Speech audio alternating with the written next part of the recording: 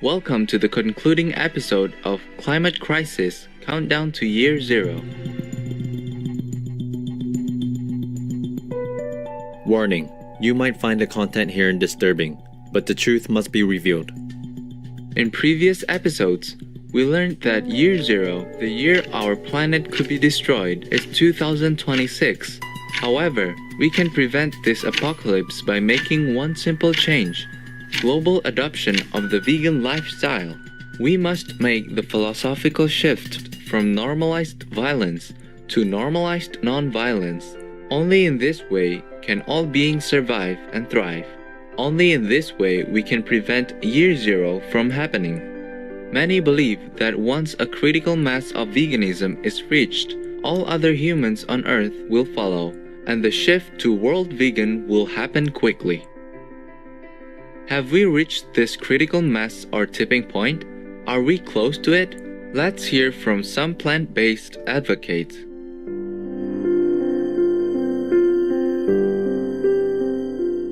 We are on the right side of history. We're on the ethical side of history. So this is going to be over. And then most people are going to flip when social pressures flip the other way and many people start being vegan and it starts being an actual thing. And people will be like, oh, most people are doing it, I'll do it too.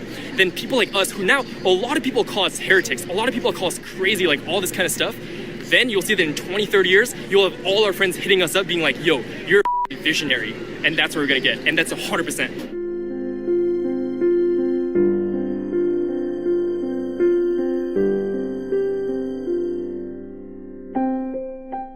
Yeah, it is historic. I do believe one day we will look back, first of all, on what we do to animals and all hang our heads in shame, just like vegans do now about how we used to contribute to it. But that'll be not just 2% of the population, it'll be 99% of the population. My name is Mario Fabry, and right now I host a cooking show called Trying Vegan with Mario. Quarter cup of this nutritional yeast on top. That's going to add in that cheesy flakiness, a lot of pesto, normally made with Parmesan cheese. We switch it out for some hemp seeds and some nutritional yeast. Much healthier for you. We're cutting dairy out. But growing up, I actually worked at my dad's Italian sausage factory, was raised on the standard American diet, and there was no real way around it. Everything my friends, my family, everything that people were eating was largely meat and cheese. And then I got to a point where I started to learn and be able to make my own food decisions. Maybe the food that we grow up on, maybe the stuff that we've been told to eat isn't actually looking out for our best interests. Heart disease is one of the #1 killers in the United States. As soon as you hear that and you make the connection that that is from cholesterol that comes from animals, you just put two and two together.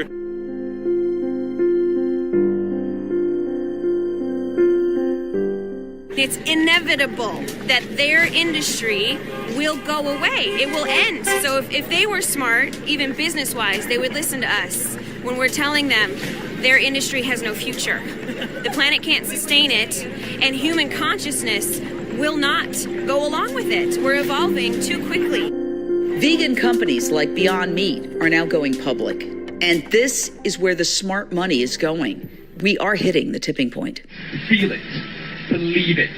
The change is coming. The sun will one day set on this world and a new dawn will rise. Out of the ashes of violence, hope will rise.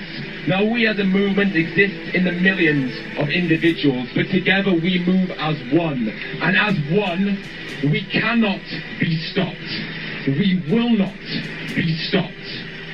And these industries, the ones who exploit others, fear us. And they should fear us.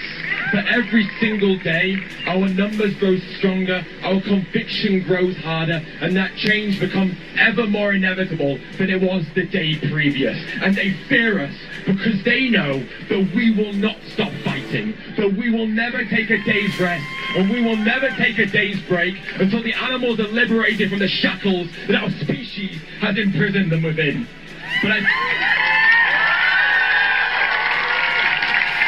But the fight that we face is not a fight of violence. It's not a fight against nations or religions. It is a fight against ignorance and apathy. And the only weapon that we need is the truth and a voice from which we are obliged to speak it. And we must speak that truth. With every second of life that we are given, we must speak that truth. The world that we want, that vegan world, exists out there in front of us in the palm of our hands. And all we have to do is reach out and take it. It's not going to be given to us. No one is going to hand it to us, but there it exists in front of each and every one of us, waiting for us to seize it. So feel it, believe in it, see it, manifest it, but importantly, create it. The future will one day speak of a seemingly small group of people who saw the world for the violent place that it was and said that they would no longer only talk about ending suffering and oppression, they would instead demand it. We represent a worldwide movement, and we will not relent until total animal liberation is achieved!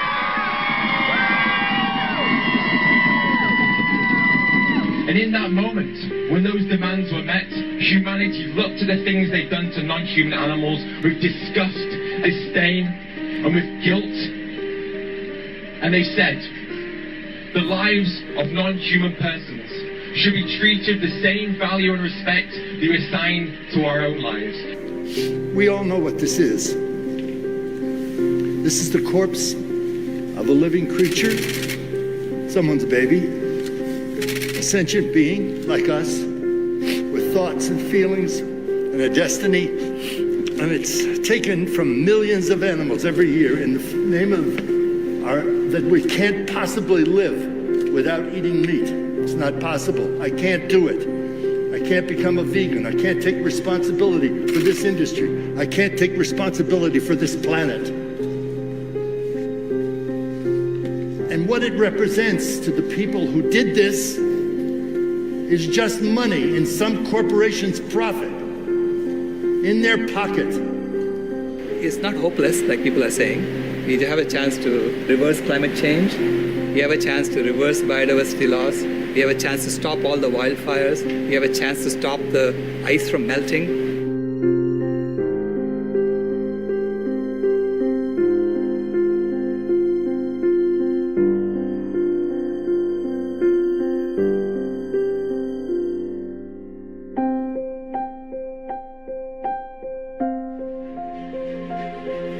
People are in alignment with this mission.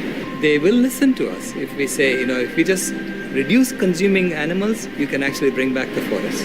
What we are talking about here is a cultural change. I mean, look at me. I'm traveling 300 days a year around the world. I'm lecturing sometimes twice a day, and I'm 85. I haven't eaten meat since the beginning of the 70s or maybe the end of 69. You feel lighter, you feel stronger, you have more health, and I totally recommend it. All of us know what the moral position is. The moral position is to resist this and to end it. Organize, resist, persist.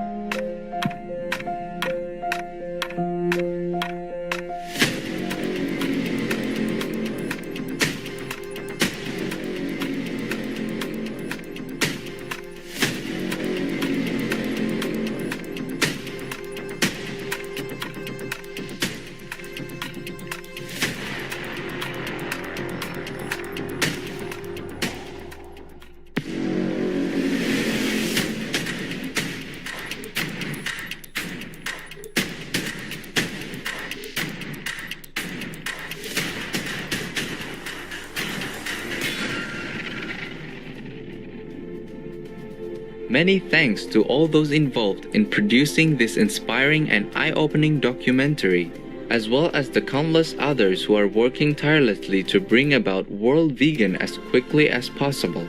May you be blessed abundantly for all that you do to save our precious planet. For further information, please visit countdowntoyear0.com, preventyear0.org, janeandchain.com. Conscientious viewers, thank you for your company for the concluding episode of Climate Crisis Countdown to Year Zero.